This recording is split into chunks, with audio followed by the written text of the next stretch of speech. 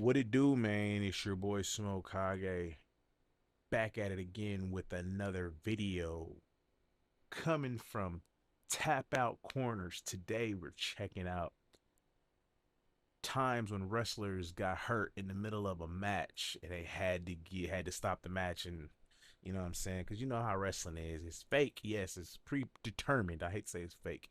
It's predetermined, but shit happens, bro. Human beings make mistakes. Motherfuckers just do the wrong shit. It is what it is. That's the part of the game. This is wrestling, not ballet. Ain't that what they say? But these are times when wrestlers, you know what I'm saying, had to get medical help. You feel me? So without further ado, let's get to this shit. From broken bones to injuries so gruesome they required emergency surgery, these are wrestlers who needed immediate medical attention in the ring. On a September 2018 episode of WWE Raw, Natalya and the Bella Twins teamed up to take on the Riot Squad. About a minute into the match, holy crap! What a time in WWE. This is kind of a dark ages. This was real shitty times, but yeah. Bella was tagged in and began hitting Liv Morgan with a series of repeated kicks. However, two of the kicks accidentally connected with Liv's face, and she became unconscious. Brie quickly realized what had gone wrong and tried to end the match by saw it on her face after the first one. She was out. Of repeated kicks. Raw, Natalya and two of the kicks accidentally connected with Liv's face, and she became unconscious. Sorry.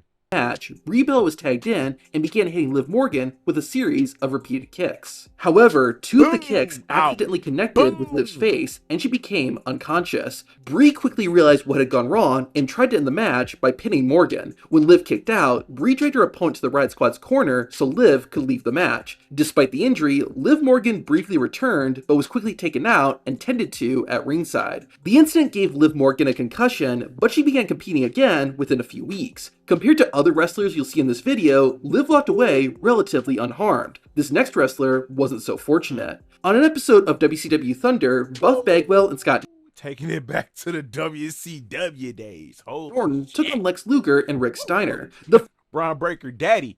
Let's go. It's Braun Breaker Daddy. Niggas don't know. Finish of the match saw Rick Steiner performing a diving bulldog on Bagwell, only for Scott Steiner to interfere, costing his brother the match. However, it became apparent very quickly that something was wrong. Bagwell was not moving and couldn't even properly cover Rick Steiner. Upon closer inspection, it was revealed that when Rick Steiner went for the diving bulldog, Buff Bagwell's head ended up colliding with Steiner's back. The impact bruised Buff's spinal cord, and he couldn't move his body. Bagwell was taken out of the ring and evaluated by a doctor. Thankfully, the paralysis wasn't life-threatening, and Bagwell eventually made a full recovery. To WCW's credit, they handled the situation pretty well, at least when compared to how this next incident was handled. In 2026, the company Ohio Valley Wrestling was hosting its weekly live show. The main event was a tag team match that called for the referee, Dallas Edwards, to be knocked down. However, when it came time for the spot to be performed, the wrestler hitting Edwards landed on top of the referee. For about 15 seconds, Dallas Edwards lay motionless. Then, it got worse. Dallas began shaking uncontrollably, but the wrestlers continued the match, even grabbing and kicking the official out of the way. Finally, almost a minute after Dallas Edwards was knocked down, staff went to check him. The match was paused, and ultimately, the show abruptly went off the air. As you could probably tell, the impact of the move caused the referee to suffer a seizure. Fortunately, Dallas Edwards made a complete recovery and encouraged all wrestlers and officials to undergo emergency response training. It's honestly a miracle that Hardcore Holly didn't die in the ring, considering what he put his body through. On WWE SmackDown in June 2000, Holly took on Kurt Angle. Once Hardcore was on the mat, Angle went to perform a moonsault from the top rope. However, Holly was just a bit too far out, causing Angle's shin to land on Holly's left arm. Hardcore Holly instantly began favoring his left arm, but it wasn't until later that we found out how bad it truly was. The impact broke Holly's arm, and the only thing holding it together was skin. Despite the incredible amount of pain he must have been in, Holly refused to stop and continued the match. It took several months for Holly to recover, but sadly, only a couple of years later, Hardcore Holly would suffer an even more devastating injury. In September 2002, Hardcore Holly was scheduled to face Brock Lesnar. After about 5 minutes, Remember this. Brock about to drop him on his head. Lesnar went to perform a powerbomb. However, the two were unable to complete the move, which caused Holly to fall and land on his head. The referee checked on Holly, but thought he wasn't seriously hurt, as the referee raised a closed fist, which is the signal that a wrestler is okay. Lesnar and Holly continued the match as if nothing had happened, and Brock got the win. Hardcore Holly later explained what went wrong. I actually didn't realize I was hurt that bad until I got home that week, and I had no strength in my left arm whatsoever. And so then they had an MRI done. That's when they found out I had a cracked vertebrae. The injury to Hardcore Holly's neck kept him away from the ring for over a year. While this was the longest injury Holly ever had, his most gruesome injury would come just a few years later. In 2006, Hardcore Holly faced Rob Van Dam in an Extreme Rules match. One of the biggest moments of the match was when Holly suplexed RVD out of the ring and through a table. Ironically, it was Hardcore Holly who ended up with the most damage. The metal frame of the table sliced Holly's back, leaving a massive gash 15 centimeters long. Considering everything else he had worked through, this was probably nothing to Holly, and he continued on. The wound required 24 stitches to close, but thankfully, Holly wasn't out of action for long. While none of these injuries took Hardcore Holly's life, the next wrestler tragically wasn't as lucky. During a Fatal 4-Way match in Mexico, the masked luchador La Parka performed a suicide dive onto one of his opponents. Parka's feet accidentally got caught on the rope, causing him to come up short and his head to collide with the steel guardrail and concrete floor. The collision paralyzed La Parka, and to the company's credit, the staff quickly realized that something was wrong and provided Parka with medical attention. La Parka was stretchered out of the arena and taken to the hospital. Although doctors initially stabilized him and he regained some movement, complications from the injury continued to threaten his health. Tragically, on January 11th, 2020, La Parka would pass away due to complications caused by the botched wrestling move. At a non-televised WWE show in Glasgow, Scotland, Randy Orton took on Roman Reigns in a steel cage match. Because I know La Parka kind of still wrestles today. It's weird in AAA, but I wonder if that was the original La Parka. It looked like it because he looked bigger and it looked like he could have been a little older. Damn. In the closing moments of the match, Roman went to perform his signature spear. There was a misunderstanding between Roman and Orton, which caused their heads to collide. While Orton came out alright, Reigns was not so lucky. The collision left a massive cut above Roman's right eye, and fans worried it would seriously hurt his vision. Thankfully, the injury didn't have any long-term damage, and Reigns was wrestling again the next night. This next wrestler, on the other hand, suffered a very serious but humorous injury. After leaving WWE, X-Pac was competing in a Fatal 4-Way match at an independent wrestling event. At one point, X-Pac went for his signature Bronco Buster. His opponent dodged the attack, and while it appeared as if X-Pac had hurt himself, it didn't seem too bad. X-Pac continued the match, and everything seemed fine. It wasn't until after that that fans and even X-Pac himself would find out how serious the injury was. During the after party, I kind of felt that I sprung a leak, and I'm like, uh-oh. And so I rushed out of there, got to my hotel. When I took everything up, like the whole bathroom, man, was just covered in blood. And I'm immediately like called the ambulance, and I started getting dizzy, like, and oh my God. Like it was serious, man, the loss of blood. X-Pac immediately called an ambulance and doctors performed emergency surgery. X-Pac did recover, and he has a great sense of humor about the whole thing. During Ring of Honor's 15th anniversary show, fans were treated to a 6-man tag team match. One of the participants was TK Orion, who was known for his high-risk offense. One spot of the match called for Orion to flip off the middle rope and to the outside. However, TK overshot the move, and his shins crashed into the metal guardrail. It didn't take too long to see how serious the injury was, and it became apparent that Orion needed to go to the hospital immediately. If anybody can hear us in the back, we need some help for TK Orion right here, right now, and they're on their way because his left leg might be broken. Unfortunately, it was much worse than just a broken leg. Orion had broken both bones in the lower part of his leg, and he needed a metal rod and 4 screws placed inside. However, after 6 months of grueling physical therapy, Orion returned to the ring. Sadly, this next wrestler wasn't as lucky. Edge easily had the worst debut in WWE history. After weeks of promo videos teasing his arrival, the Radar Superstar finally debuted in June 1998. Edge's opponent was Jose Estrada, and just seconds into the match, Estrada was sent to the outside. Edge hit his opponent with a suicide senton, and Edge instantly realized something was wrong. We hit the move, and I was like, "Oh, back of my leg, man, that kind of hurt." I looked down, I'm like, "Oh."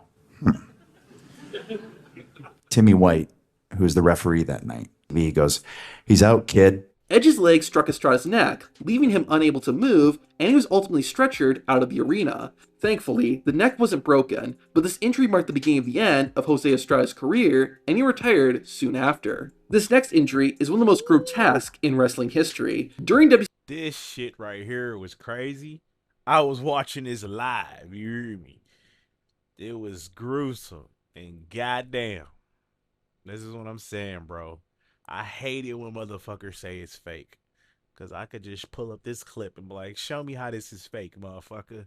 Sin pay-per-view in Please 2001, explain. backstage producers want Sid Vicious Once to do an again, aerial they- move they- from they- the middle they rope. fucking rated Sid bait. rarely, if It's not ever, it, but this performed was any nasty work moves right off the here, too. ropes This is where and he wasn't broke his comfortable leg. doing it. Ultimately, the producers prevailed, and Vicious agreed Yeah, to the I don't move. like when it came watching time this. to perform, I don't like he jumped from watching the this second one. rope, but landed awkwardly, and the combination of his size and the impact caused Sid's leg to snap in two. That Throwing salt is into the wound, nasty. the live broadcast actually missed the move, so even if Sid had performed it correctly, fans still wouldn't have seen it. Sid was no doubt in shock after the incident, damn, but that's instead of getting him help, the other wrestlers continued with the match. It wasn't until Sid was pinned that someone came and checked on him. His leg After is being on the taken to a ring. hospital, Sid Vicious had surgery performed What on his the broken fuck? leg. Y'all kept Vicious was moving? forced to use a walking cane temporarily and was told he would never run again. Not only did Sid prove the doctors wrong, but he also returned to the ring and ended his career on his terms. This next wrestler not only suffered a devastating injury, but was also lied to by the company he wrestled for. In 2011, TNA was signing young, up-and-coming talent, including a wrestler named Jesse Sorenson. Sorenson would compete in TNA's X Division, which is known for its high-risk offense, and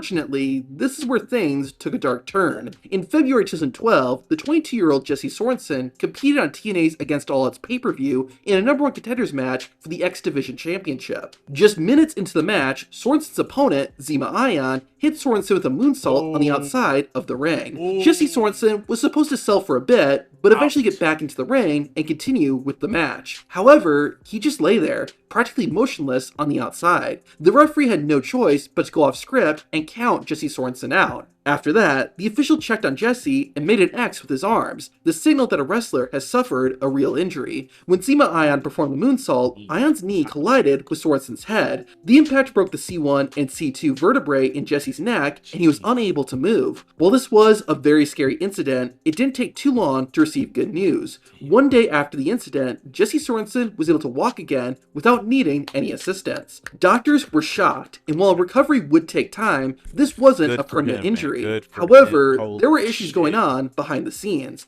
TNA president Dixie Carter reportedly told Sorenson that they would cover his medical bills and he would have a job with TNA for life. However, TNA didn't actually pay Sorenson's medical expenses, which led Jesse to sue the company. He backed down when they offered him a backstage production role, but the job only paid around $30,000 a year, forcing Jesse to take two other jobs to make ends meet. Even once Jesse was cleared to wrestle again, TNA wouldn't use him. Granted, they were concerned about him getting injured again due to his weakened neck, but they still actively promoted his return to the ring. Then, almost a year and a half after breaking his neck, Jesse Sorenson was released from TNA. So much for a job for life. Grimy. While it's fair to say that TNA was a smaller company with limited funds, that argument doesn't hold up well when you hear about this next wrestler. In 1995, Taz and Eddie Guerrero teamed up to take on Too Cold Scorpio and Dean Holy Malenko. shit. While Taz was the legal man, G's Scorpio in there, and Malenko cat. hit the human suplex machine with a spike pile driver. Even though he knew the move was coming, Taz did not have enough time to properly take it, causing his head to be driven into the mat. And I landed right on my forehead and just jacked my whole neck back, and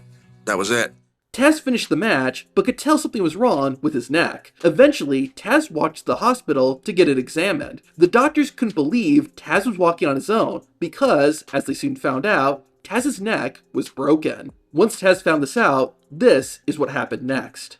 I was out for actually about 9 months, and Paul paid me every single week of our agreement and my guarantee. I didn't have no contract with the man. I had a handshake with the guy. Go, and he Paul stuck to that. Heyman. And I will never, ever Paul Heyman's the fucking GOAT. I know Triple H wanted to do that for his niggas today. Triple fraud. You hear me?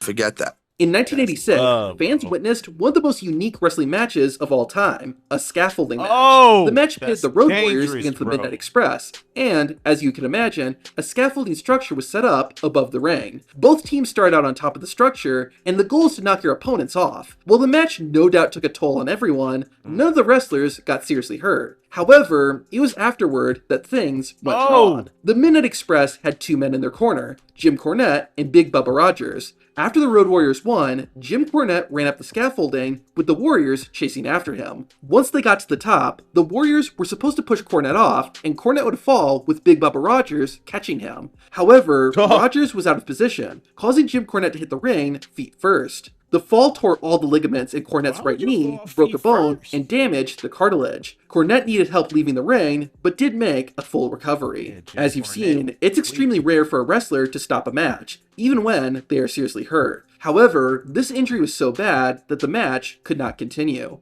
In the main event of ECW's November to Remember event, Chris Benoit fought Sabu, only about 30 seconds after the bell. The man we can't talk about. Oh shit, CB. Rain, Chris Benoit raised Sabu into the air, attempting to perform a flapjack. However, Sabu over-rotated, causing him to land head first on the ring. The botched move injured Sabu's spinal cord and resulted in nerve damage. Sabu immediately rolled to the outside, where staff began checking on him. Sabu left the match, and the rest of the show was improvised. Thankfully, this was not the end, and Sabu would go on to have a lengthy career. While we have seen life-altering injuries, none of these incidents led to anyone's immediate death, except for this next one. Mitsuharu Misawa is considered to be one of the greatest wrestlers of all time, thanks to his perfect timing in the ring, the emotion he would show, and his ability to make a scripted wrestling match look like a real fight. Misawa dedicated his life to wrestling, and tragically, wrestling was what took it. On June 13th, 2009, Mitsuharu Misawa was competing in a tag team match in Hiroshima, Japan. After competing for around 10 minutes, Misawa became a legal man and took a back suplex from one of his opponents. However, Misawa didn't get up and remained motionless. After realizing something was very wrong, the referee called off the match. A doctor, who happened to be attending the show, got in the ring and attempted CPR, but Misawa remained unresponsive. Wrestlers and additional medical staff began to fill the ring, hoping to save Misawa. While everyone did what they could, it was not enough, and Mitsuharu Misawa was pronounced dead after arriving at a nearby hospital. Footage of the match has never been released out of respect for Misawa, and even a fan who filmed it has refused to post that particular clip. There is, however, a small bright spot to this story. About 2 years before his passing, Misawa wrote a letter in the event he died in the ring. The letter was intended for his last opponent, and it read, "I'm sure you trusted me, and were doing your best, and I betrayed that trust. I'm really sorry. Still, I want you to continue wrestling. It may be painful, but I want you to continue." Akitoshi Saito was the opponent who performed the back suplex that ultimately led to Misawa's death. After receiving that letter, Saito continued with his wrestling career and took Misawa's letter with him to every show. Sadly, some wrestling injuries don't end when the match is over. Daphne's story shows how the damage can last for years, both physically and mentally. To learn more about her, watch the video on screen. I remember Daphne, holy fuck. But yeah, man, this wrestling game, you gotta take it serious, bro. You gotta take it fucking serious, man, because you can lose your life, lose a limb, break something, get a concussion, seriously damage yourself in this game, bro. So that's why I respect these motherfuckers. That's why I love wrestling, because you gotta be a talented, crazy motherfucker to execute it. You feel me?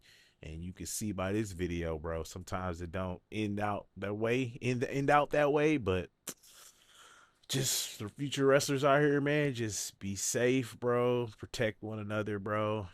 But yeah, bro, it is what it is. Gotta just, like they say, it's wrestling, not ballet, man. But I appreciate y'all chilling with me. Till next time, I'm gonna holler at y'all.